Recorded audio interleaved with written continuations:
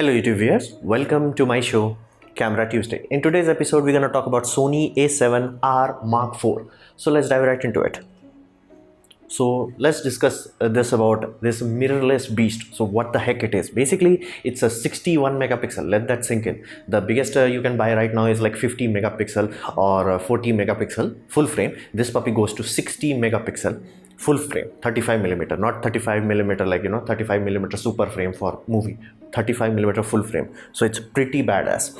Now in terms of pricing, now this is the interesting part. This is the reason why Sony made it. This is $3,500. To give you a context of that money, Canon's 50 megapixel version cost 3,600. So at this point in time there is nothing that comes 61 megapixel, and everything that even comes close to it is generally more expensive. Now in India this is supposed to cost 4 lakh rupees because tariff and all that. So now that alone is not a big deal, because we used to have mobile phone that was like 48 megapixel, and by the end of 2019 we will have 100 megapixel mobile phone. So that's not the interesting part. However, this has 15 stops of dynamic range. Now in previous years Sony has been trying to push, and they went from like 13 stops of dynamic range to 14 to 14.5. This time they finally cracked that 15 mark. So in all the testing, early testings as of now, people are like, yeah, this finally cracked that quote unquote 15. It's not like 14.5 or like a little bit muddled. No, it's proper 15. So it's pretty good, pretty damn good.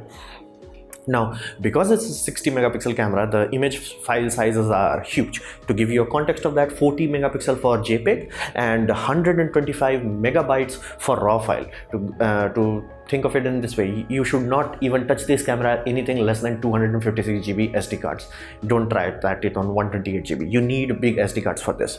Now many people have complained about that Sony seriously do not push their camera in terms of professional use. They're just like, okay, this is a good geeky thing, and okay, they need dual card, I will give dual card, but they're not pushing it in terms of like, okay, this is a proper professional polished camera. There was no polish in it. This time they are listening from customer feedback, and they're like, okay, the first point of contention was the electronic viewfinder. While good, but it was not like groundbreaking, nor and it was also lagging behind simply because Panasonic released such a big one. This time they're like, okay, they reached at the same level as Panasonic, 5 million points of viewfinder. So viewfinder, this time you can truly utilize it, and many people who are hold on to DSLR because they can actually see the lens output, they can finally be like, okay, now I'm getting actual output from my viewfinder.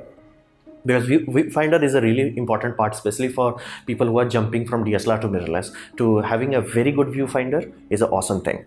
And most people complained was like, in specifically high resolution models like R series, R is for resolution, is that the fact that the files are so huge, why the heck they don't have UHS 2 system? Basically they had only UHS 2 in one of the slot. That made no sense. This time like, okay, we listen to your feedbacks.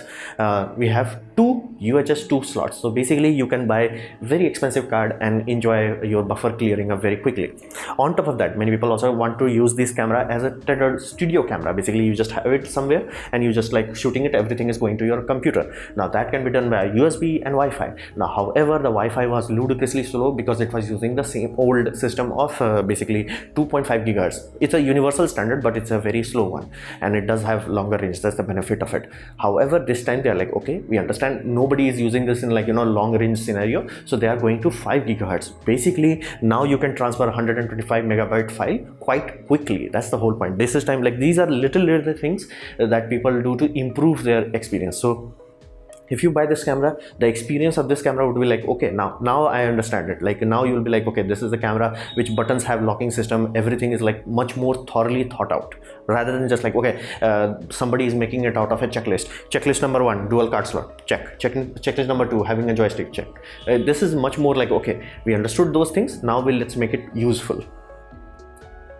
So why should you buy this? Like, that's the simple question. Now first thing, this is a definitely better body, because many people complain because even though mirrorless is quote unquote light and small, the lenses are same. It's ludicrously huge, so everything becomes front heavy. Now when you have front heavy, you need a good grip to handle it. Now Sony older bodies had a really bad grip. Like they tried to make it as small as possible, but it was not a good idea. It made it very difficult to use. This time they listened to people's feedback and they're like, okay, finally they throwing away the old design and new design, because they have to redesign the battery grips and all that. That is why they were sticking to that old design. This time like, okay, redesign. So battery grip is much more improved. Like you will hold it and you're like, okay, now I can handle it. Like you will feel much more confident having a big lens. You're like, okay, I got this.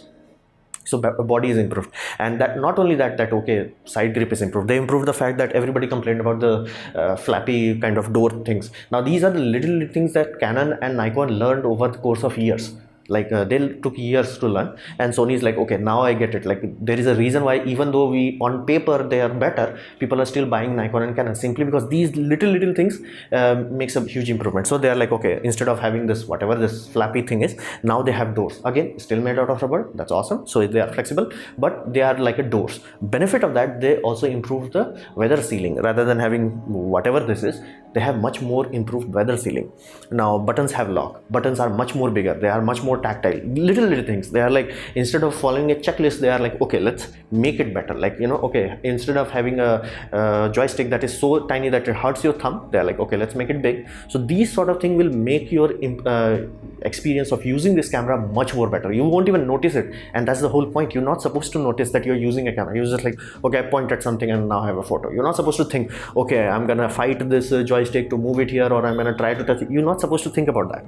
Now these are the things that took people what we classify as ergonomic. Sony has listened to the people, and like first complaint was like exposure dial used to keep auto rotating because there was no locking mechanism. Now they have listened to the people.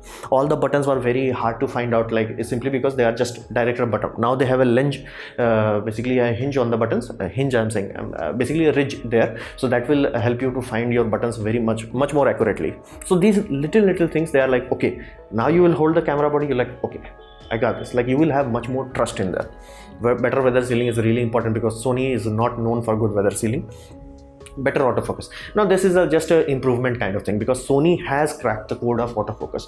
At this point in time, nobody can say, okay, Sony does not know how to autofocus. Sony is like, I got this, I know how to make autofocus. So all they are doing is polishing their system, because you have to understand, many other companies have, like from Fuji to Panasonic to Nikon to even Canon, they have eye autofocus. But if you compare their eye for autofocus to Sony's autofocus, you will be shocked, because if you're using a lens and like you are like, person is this far away, like I'm this big in the, like if I'm this big in the screen, the camera cannot keep up. Like you have to be very close to the sense, basically in your field of view for the sensor to eye autofocus to work. Sony can work very far apart. Like you can be like very tiny person and it can still lock onto your eye. Those things happen because Sony have been developing the technology in behind the scene for like many years.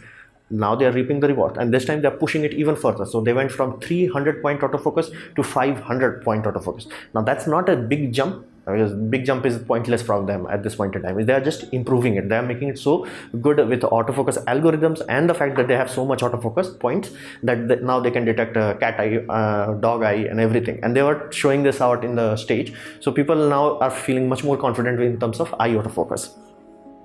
Now EVF is a big deal. Like this is the first thing that you will notice. Like this is not something like, okay, I'm picking up Mark 3, okay, this is more or less, oh, it's a bit better. No, the moment you put it next to your eye, okay, now this is a next level thing, because that is the thing that you will change your experience. Because many people complain like, oh, Sony looks very fakey. You do not get the idea, because the resolution is not good enough. And whenever you plug something to your eyes and you are expecting, especially from old DSLR days, it's like it's supposed to look photorealistic.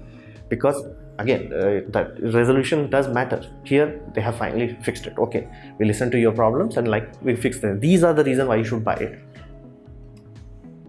Okay, why you should not buy it, like, and why I'm not talking about the megapixel. That is the first reason. You need very high quality lenses to actually enjoy 61 megapixel. Otherwise, if you have like a person, basically you have the camera and you don't have the best or the greatest lens, you will be simply talking to like a 30 megapixel camera. Because anybody who has like 14 megapixel Mark 3 and they had invested in good lens, they will outsmart you. Basically their image quality would be better. You have to understand this. Megapixel do not guarantee absolute result. There is a what we call S curve. Basically when we went from VGA resolution to megapixel, the graph was going up. So 1 megapixel, oh, good improvement. 3 megapixel, really good. 5 megapixel, good. 12 megapixel, really better. Like now 24, now it starts to taper off. 20 megapixel to like 30 megapixel is like a little bit better. 30 to 40, little bit better. Basically 40 to 60, little bit better. This is the sole reason Canon did not release their 100 megapixel sensor, which they showed off in 2015. They had that in 2015. They made it out and they're like, yeah, it has no reason to build, simply because nobody could manufacture a lens good enough for it to work. To give you a context, to like make the lenses for it, you will need NASA's optical division to grind you a lens that will take freaking 1 year or 2 years to make.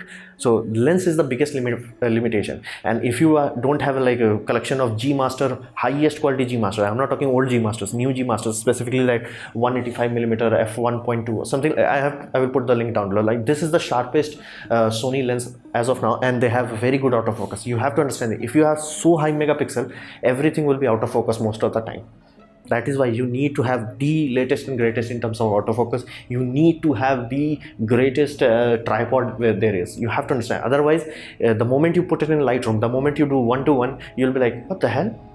That's the first thing you have to understand. Now, the people who are familiar with this megapixel chart and with the pixel wars and all that, we will be like, yeah, we know it's not supposed to look that good. And you can see that in Tony and Chelsea's video. They're like, okay, it's a little bit better. It's not like, whoa, 20 you added 20 megapixel more. Does that translate to like 20 megapixel more awesome? No, it does not translate. So what does that mean anything? Well, it does. Like if you have a good lens, it will make you feel a little bit better. Little bit. Don't expect too much more.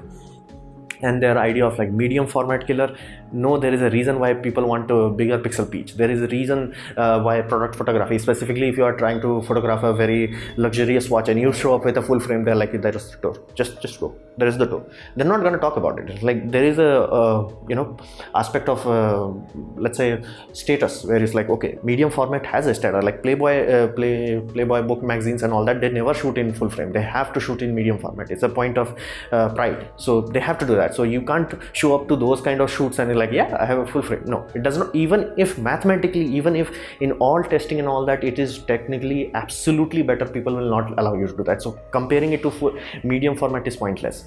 Now, does that mean it is worse than medium format? In some regard, absolutely. But again, if you're comparing it to old medium format, which mind you, half of the medium format uses Sony sensor, so you are comparing to that. So let's say those sensors are old, very old sensor. Compared to that, this will be better. But if you have something like phase 1 camera, which has like an entire group of programmers just dedicated to get the colors right, there is a certain thing to it. So you don't show up to a venue or a product show after using this.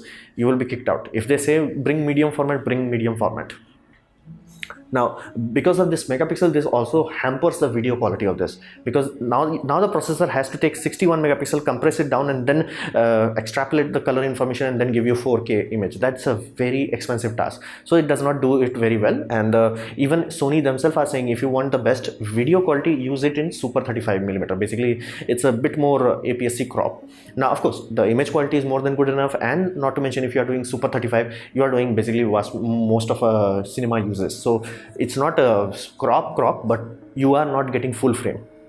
So, and that is why they cannot give you 4K 60 frame per second and 10-bit output. To understand, like Canon has 10-bit output, so, Nikon has 10-bit output, Panasonic has 10-bit output, internal also. So this is the very frustrating part. Like Sony still, because of this high megapixel, they cannot read data out of fast enough. Now, no flip out screen. Now this time I'm really getting frustrated with that. Now either there is a patent issue, or Sony is like Japanese and egocentric. They're like, we're not gonna change. So because they have released a microphone with this, which is quite amazing if it works out. Again, the technology is quite new, but if it works out, it's a vlogger's microphone. They are specifying it's for vlogging. Vloggers, people need flip out screen. Like, and the microphone is very high end, so I have no idea. Now I'm hoping in Mark 4 of basically A7 they might do it, but I will not hold my breath. So no flip out screen will make a biggest issue. And if you are jumping from Mark 2 to Mark 4, awesome. If you are buying a new camera and this is your first camera, awesome. But if you are jumping from Mark 3 to Mark 4, you will be disappointed. Not disappointed as in like, okay, this is a bad camera. Heck, you might enjoy it. Heck, you might be like, okay, my Mark 3 used to be like stayed in a cupboard because I did not took it out. It was hard to use and all that, and you may enjoy it too much. But other than that, don't be like, okay, from 40 megapixel to 60 megapixel, it's like, whoa. There won't be that whoa moment for you. You're just gonna be like, okay. And somebody can easily beat you by buying Mark 3, because Mark 3 price has been cut in half. So Mark 3 is much cheaper now, and investing in good lens. So do understand 61 megapixel at this point in time, and not to mention you have to invest such a large amount of money to store the files, and basically memory cards are very expensive.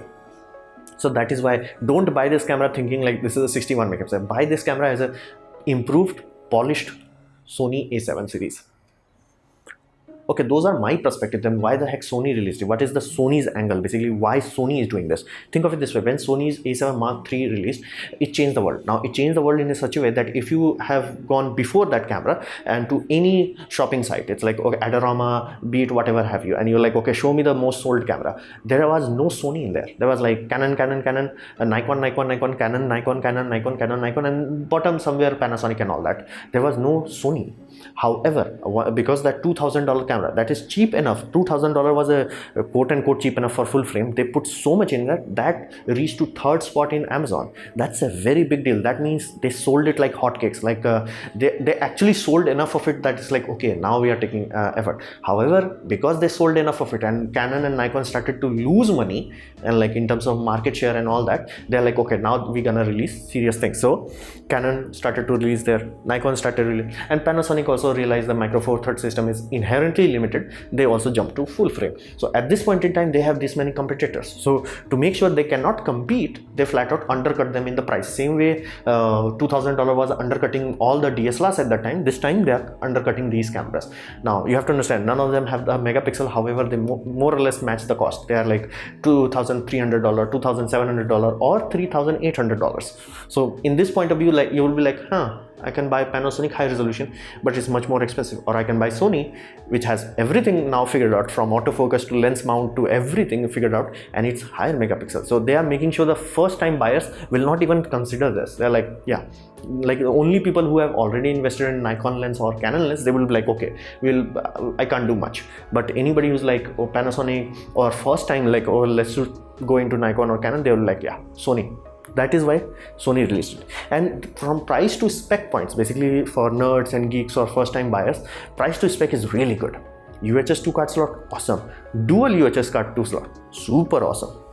So from that point of view, it's like, yeah, it's really attractive for somebody who's starting it out. And at this point in time, Sony does not have to worry about it. Like, yeah, you buy my camera, but it does not have good autofocus. You buy my camera, it does not have good color tones. You buy my camera, you don't have good lens selection. All those issues are solved. So at this point in time, this is a very good move from them. They're like, yeah, just buy my camera now. Just enjoy 60 megapixel. And if you don't have very good basically lens, you will still get the image quality more or less like this. And if you put a very high quality lenses, you can enjoy the 60 megapixel. So tech improvements is also interesting. Like that is the first thing you will learn from actually using Sony versus any other system, is that the eye autofocus works for very far. Like your person can be very far and can still snap onto the eyes. Like it is really useless in terms of Nikon. Nikon still needs like at least 2-3 firmware fixes where they can get it to actual usable status, and Canon also need times. So from that point of view, this is just a platform from them. Like, okay, people are complaining about this, let's fix this. Let's like, okay, you have complained about buttons being too small, let's make buttons big. You are complaining about like, okay, it's a big resolution file, I need big memory to dump it into. Okay, UHS 2, dual UHS 2, okay, enjoy. So it is a very good from there, going from 300 basically point autofocus to 500 or point autofocus. Also technical improvements. Now first time bias is the main reason why Sony released it. This is for not for people who are already in the Sony ecosystem, but this is for the people come to Sony ecosystem because we have the biggest, highest resolution megapixel camera out there. That is the reason. Like, come to us. This is a like, you know, a clickbait kind of scenario for Sony. It's like, come to us. Now if you have Mark II, basically you had Sony Mark II and you are like, okay, you're not holding on buying Mark III and you will have saved up enough money, this is an awesome purchase. If you're going from 2 to 4, awesome. But if you're going from 3 to 4, it's like, there are improvement into that. There are improvement, but it won't be like, whoa. So this is why Sony did it. This is not focused on like, okay, existing Sony customer. This is focused on, okay, let's get more customers in, because now they have 3 competitors seriously vying for their attention. So this is why Sony released it. So this was my presentation about why Sony A7R Mark IV exists. I hope you liked it or learned from it. In that case, please click the like button. If you didn't like it or didn't enjoy it, please click this like button. I would urge you to click it twice to show me your extra disappointment.